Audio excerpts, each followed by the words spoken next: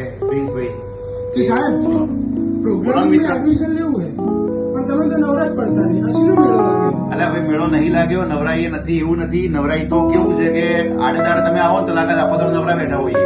પણ હમણાં wireless PSI ની સરકારે જાહેરાત કરી, કાલ શોર્ટ નોટિસ આવી, આવતીકાલથી ફોર્મ ભરવાના ચાલુ થાય છે અને આ બધા લોકો વાટ જોઈને બેઠેલા છે વાયરલેસ પીએસઆઈ ની પરીક્ષાની તૈયારી કરવા માટે. બેચ ક્યારે મૂકો, બેચ ક્યારે મૂકો.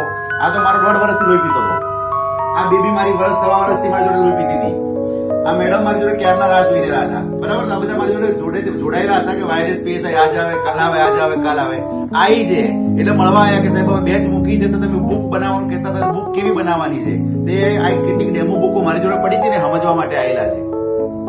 પૂછો ભાઈ, તારે જે જવાબ હોય આપના ક્રિશ. વાયરલેસ પીએસઆઈ ની અમે ક્યારના રાહ જોતા હતા. હું આના આગલા વર્ષે બીટેક માંથી પાસ થઈ ગયેલો અને જો સર ભણાવતા હોય તો ખાસ ભણવું જોઈએ. અને એમાં ખાસ બાબત ઈ કે સંપૂર્ણ કોર્સની ટેકનિકલ કોર્સની બુક આપવાના સર, તો એ વધારે સારું પડે ભણવા માટે, તૈયારી કરવા માટે.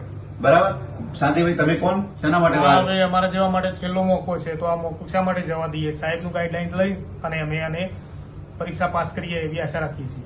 હે ને, સરસ. અને પ્રિન્સી તારે કઈ કેવું છે તો કહી દે, કેમેરો ચાલુ છે, કહી દે.